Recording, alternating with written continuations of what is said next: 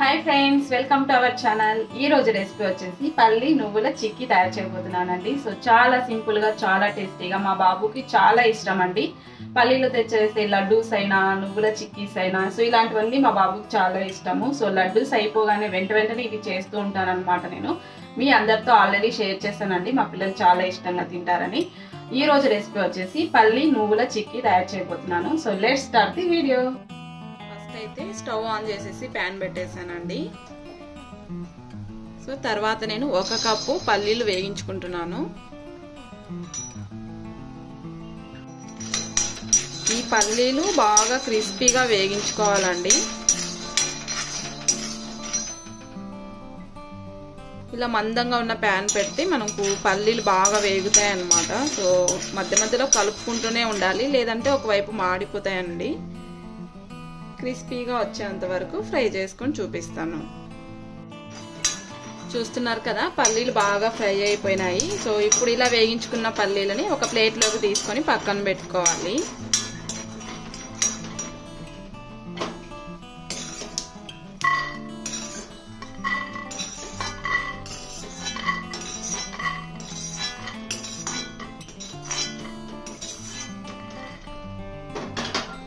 Already పెనం చాలా హీట్లో ఉందండి. సో ఇప్పుడు మంట సిమ్లో పెట్టేసుకొని అదే కప్పుతోటి 1 కప్పు నువ్వులు కూడా ఫ్రై చేసుకోవాలి. నువ్వులు వేగించడానికి మంట సిమ్లోనే పెట్టేసుకోండి, ఎందుకంటే ఈ ప్యాన్ ఆల్రెడీ చాలా మందంగా ఉంది కాబట్టి మంట ఎక్కువ ఉంటే మాడిపోయే ఛాన్సెస్ ఎక్కువగా ఉంటాయి. కాబట్టి సిమ్లో పెట్టుకుంటే ప్యాన్ వేడిగా ఉంది కదా, సో ఆ హీట్కి ఇవి బాగా ఫ్రై అయిపోతాయి.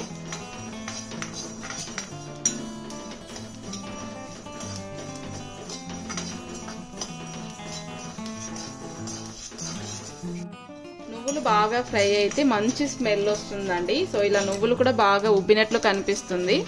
సో ఇప్పుడు స్టవ్ ఆఫ్ చేసేసి వీటిని వెంటనే ఒక ప్లేట్లోకి తీసేసుకోవాలి, లేదంటే తొందరగా మాడిపోతాయి అన్నమాట. సో వెంటనే ఒక ప్లేట్లోకి తీసేసుకుంటున్నాను. ఇప్పుడు నేను అదే ప్యాన్లో 1.5 కప్పు బెల్లం ఇలా దంచి పెట్టుకున్నాను.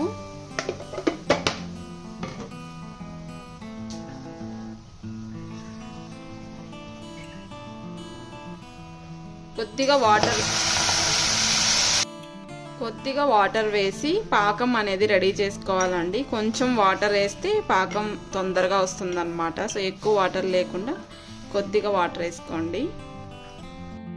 ఇందులోనే నేను ఒక ఇలాచీ వేస్తున్నాను, ఇలా దంచి వేస్తున్నాను. ఇందులోనే 1 టేబుల్ స్పూన్ నెయ్యి కూడా వేసుకుంటున్నాను. నెయ్యి వేస్తే చాలా బాగుంటుందండి.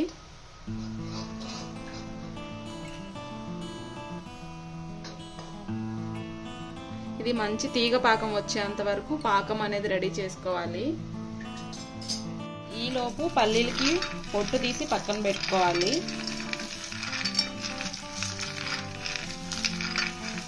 ఇలా పప్పు గుత్తితో గట్టిగా నొక్కినట్లు చేస్తే పొట్టు ఈజీగా వచ్చేస్తుందండి. చిన్నప్పుడు మా అమ్మ ఇలాగే చేసేది.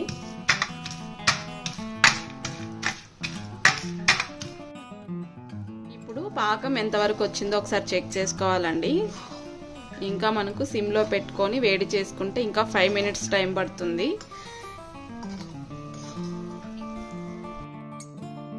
కొంచెం బెల్లం సిరప్ ఇలా వాటర్లో వేసి పాకం చెక్ చేసుకోవాలి.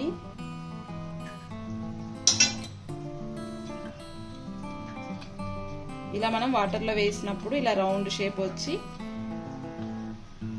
ఇలా కదులుతూ ఉండాలండి. సో చూస్తున్నారు కదా మనం ఎలా తిప్పితే అలా రావాలన్నమాట. సో ఇలా వస్తే ఇప్పుడు పాకం రెడీ అయినట్లు. ఇప్పుడు మనం రెడీ చేసి పెట్టుకున్న నువ్వులు అలాగే పల్లీలు 2 కలిపి వేసేస్తున్నాను. ఇప్పుడు ఒకసారి బాగా కలుపుకోవాలి.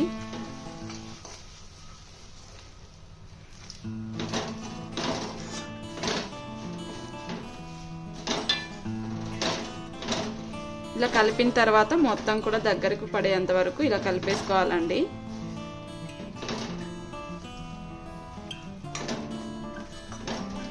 వెంటనే స్టవ్ ఆఫ్ చేసేసి ఇదంతా కూడా ఒక ప్లేట్కి నెయ్యి అప్లై చేసుకొని ప్లేట్లోకి ట్రాన్స్ఫర్ చేసుకోవాలి. ఇలా ప్లేట్కి నెయ్యి అప్లై చేసుకోవాలి. మనకు రిమూవ్ చేసుకోవడానికి ఈజీగా ఉంటుందండి నెయ్యి అప్లై చేస్తే.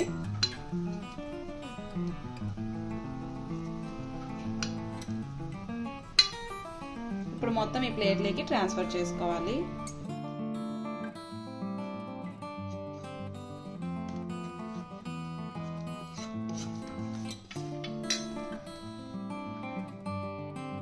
మొత్తం కూడా ఒక ప్లేట్లోకి తీసుకొని ఈవెన్గా స్ప్రెడ్ చేసుకోవాలండి. సో ఇలా చేసుకున్నాను. ఇది బాగా చల్లారిన తర్వాత మనము చిన్న చిన్న పీసెస్గా కట్ చేసుకోవాలి. మనం కొంచెం వేడిగా ఉన్నప్పుడు ఇలా చిన్న చిన్నగా ఘాట్లు పెట్టుకుంటే మనకు పీసెస్ కట్ చేసుకోవడానికి ఈజీగా ఉంటుందండి. సో అందుకోసం నేను ఇలా కత్తితో చిన్న ఘాట్లు పెడుతున్నాను. సో మనము మంచి షేప్లో కట్ చేసుకోవచ్చు అన్నమాట. మనం వీటిని తుంచినప్పుడు కరెక్ట్గా ఆ ప్లేస్ వరకు కట్ అవుతుంది. చల్లారిపోయిన తర్వాత మాత్రం ఇలా రాదండి. సో ముందే కట్ చేసి పెట్టుకోవాలి.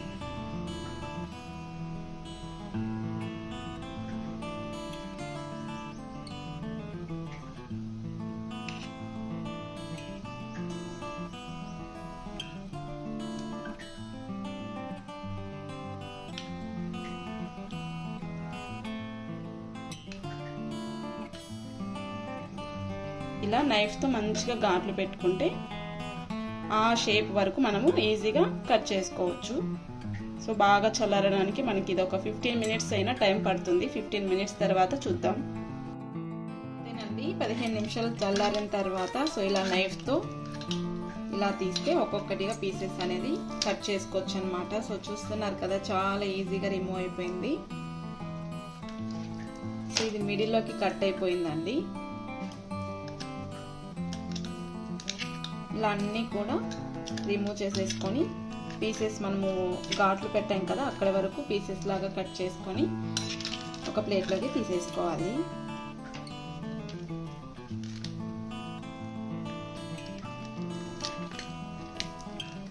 సరే కదా, మనం ప్లేట్కి ఆయిల్ అప్లై చేయడం వల్ల ఇది చాలా ఈజీగా ప్లేట్ నుంచి ఊడొచ్చేస్తుంది అన్నమాట. ఇప్పుడు మనం వీటిని ఇలా చిన్న చిన్న పీసెస్గా కట్ చేసేసుకోవాలి.